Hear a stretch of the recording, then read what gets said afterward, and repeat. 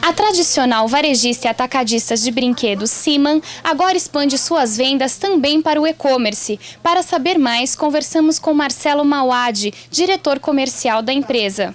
A Siman está completando 51 anos. Qual a história da empresa? Uma história familiar, né? Como acho que 99% das empresas no Brasil. Então, meu pai começou com uma loja bem pequenininha na 25, trabalhando sozinho, e aí depois teve um primeiro funcionário, e aí depois aos poucos as coisas foram se encaminhando, e quando chegou a segunda geração, que na verdade era eu e os meus irmãos, a gente começou a fazer a infraestrutura para crescer, e hoje a gente consegue atuar em várias partes da cadeia, da cadeia de negócios, quer dizer, você não está só na ponta do atacado, que foi onde começou, mas também no varejo, né? Marcelo, você comentou comigo que a empresa atua em 4 vertentes. Quais são elas?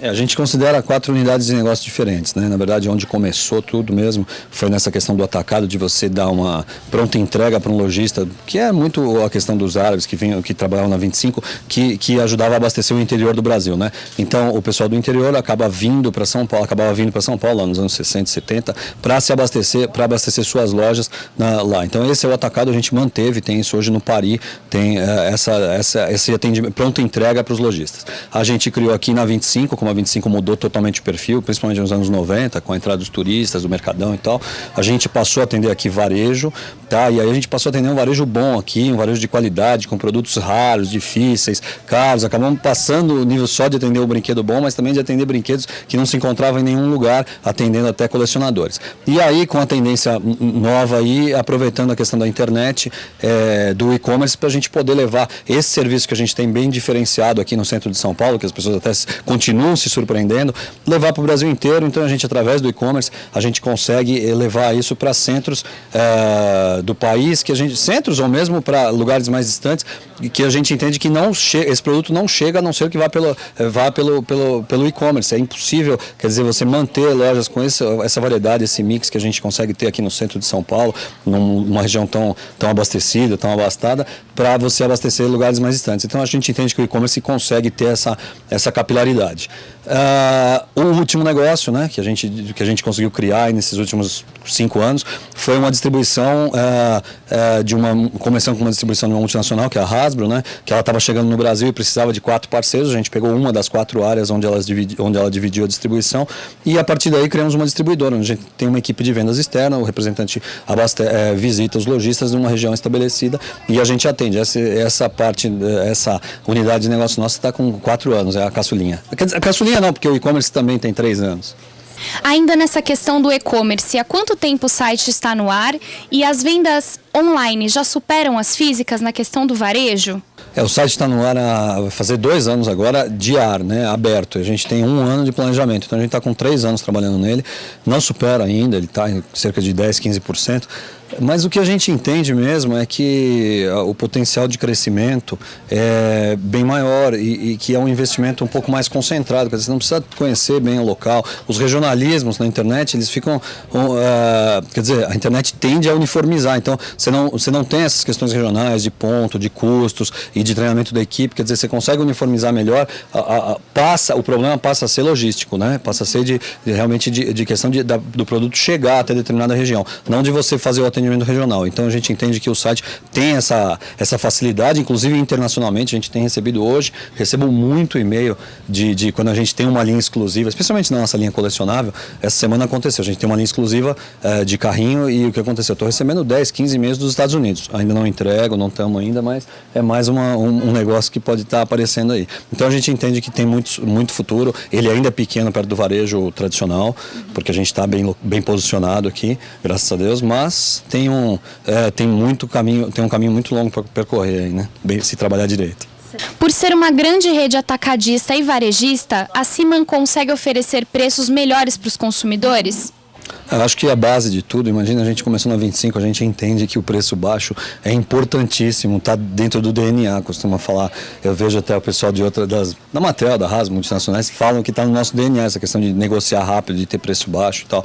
Mas, hoje em dia tem muita questão de uniformizar os preços, os impostos, no final das contas, não tem por onde fugir, todo mundo tem que pagar tudo. Então, o fato é que os preços tendem a se uniformizar. Eu acho que a gente tem uma facilidade maior, não por vender mais barato, mas por conseguir produtos, lotes ou coleções coleções que mudaram, que com coleção que às vezes você troca a cor da embalagem, o mesmo produto vender 30, 40, 50% mais barato. Então são oportunidades que a gente tem por estar trabalhando nesses dois mercados, do atacado e do varejo. A gente acaba pegando realmente nichos ou oportunidades em cada um dos fornecedores grandes que a gente tem, que às vezes por uma questão estratégica estão trocando de linha, o produto é o mesmo, isso vem parar aqui às vezes com 50% de desconto. Então realmente o cliente do varejo aproveita isso e a gente deixa bem claro na nossa comunicação visual do varejo, tanto virtual quanto físico, que a gente consegue oferecer para eles produtos na mesma qualidade, às vezes com até 50% mais barato. No mês de outubro, é esperado um boom na venda de brinquedos pela questão do Dia das Crianças. Quanto vocês esperam de aumento nas vendas? Tem um número que a gente fala assim no mercado de brinquedo, que tipo até julho você vende 40% do ano. Então em 7 meses você vende 40%. Depois até outubro você vende mais 30% e depois até o Natal você vende mais 30%. Então para você imaginar que em 4 meses e pouco, quase 5 meses, você vende 60% do ano. Então é muito concentrado mesmo. A concentração do brinquedo é imensa. E a tendência, assim, é que as compras também se concentrem, porque o consumidor passa a deixar para comprar mais na hora de comprar e gastar mais também. Nessa hora ele vem, parcela, gasta, quer dizer, muda totalmente. A equipe tem que estar preparada, a gente prepara, porque sabe que mudou totalmente. Até julho, ninguém quer olhar para os brinquedos e é uma obrigação, e tem que fazer um cala-boquinha, tem que mandar uma coisinha baratinha, tal. A partir dali, o cara compra o que for para deixar a criança dele feliz, a partir de agosto, entendeu? Então a mudança é muito grande e a gente tem que preparar a equipe para isso.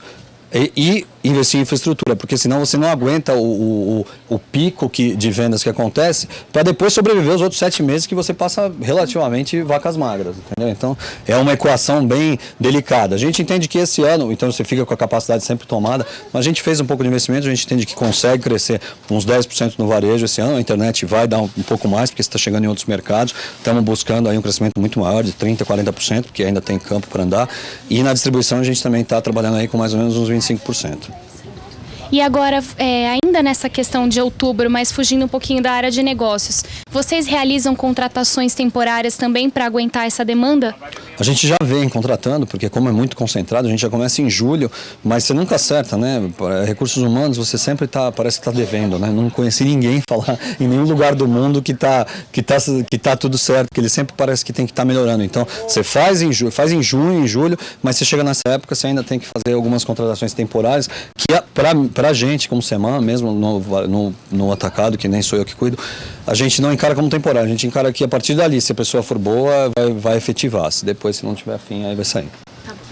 A loja oferece também produtos para colecionadores. Quais são os produtos mais procurados por eles? Então, a gente descobriu, né, que esse mercado de brinquedos tem é uma coisa antiga que a gente realmente estava aí, era criança nos anos 80, né, pré-adolescente nos anos 80, a gente sente, era eu e meu irmão que pegamos esse gancho do colecionismo e a gente percebeu, principalmente os produtos dos anos 80, hoje são os vintage, tem uma adoração, são cult, são cultuados, então esse público que hoje é mais ou menos o pai e a mãe das crianças, eles realmente admiram muito algumas marcas e alguns tipos de produtos. A concentração maior está em carrinhos, né, o diecast, que carrinho é para criança. A gente fala para os adultos miniaturas ou as miniaturas diecast, tá? Tem as figuras de ação, que são os bonecos ou hominhos, a gente fala figura de ação para o colecionador, tá? Tem as bonecas a colecionadora de Barbie não liga, ela aceita que chama de boneca. Então é igual, boneca é igual para adulto e para criança. Só muda a nomenclatura, mas no final das contas os produtos são iguais. O que a gente sente mais mesmo então são figuras de ação, as miniaturas da diecast, as bonecas, também alguns sets de montar tipo Playmobil e Lego. São onde tem mais público adulto buscando aí um revival da sua época infantil e fazendo a coleção de acordo com os produtos que vão sendo relançados ou que já tinham sido lançados e que são cultuados.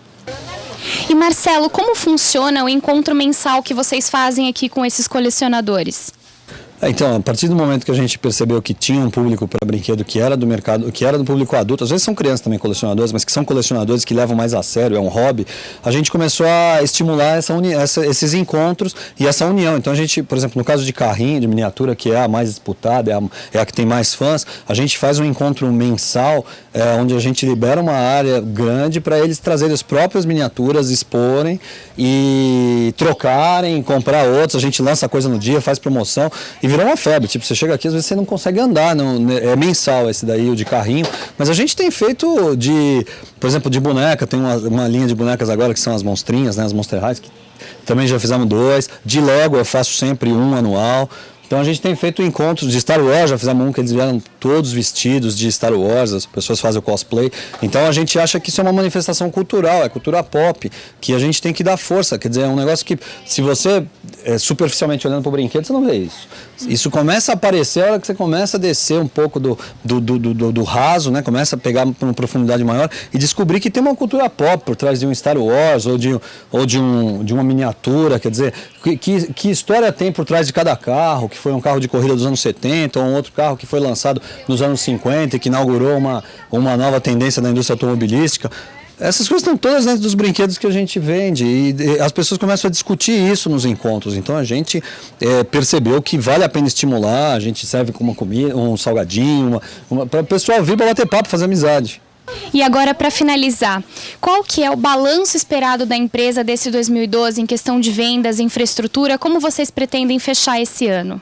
A 2012 foi um ano que foi relativamente assim, difícil, porque teve que fazer muito ajuste, né? São anos que tiveram crescimento, então você tem que ajustar, você fica com algumas coisas tomadas e dá trabalho, gasta e você não vê o resultado crescendo na mesma proporção do que se você tivesse simplesmente crescendo a venda. Quer dizer, você está trabalhando com uma lição de casa, uma prevenção ou uma preparação para você depois colher os frutos no futuro. Então é um ano difícil, além do mais, você teve um pouco de retração no consumo em alguns meses, que te deixa meio inseguro de continuar nesse ritmo de investir, mas a gente acha que o que acontece no final do ano é quando isso acontece, o final do ano costuma ser muito forte, as pessoas costumam aproveitar relaxar depois daquele aperto durante o ano, relaxar e gastar um pouco mais. Então a gente imagina que se puder aproveitar um pouco esse período de pico, se tiver capacidade para aproveitar melhor, deve ter um crescimento bom de 10, 15% numa atividade que seja um crescimento vegetativo.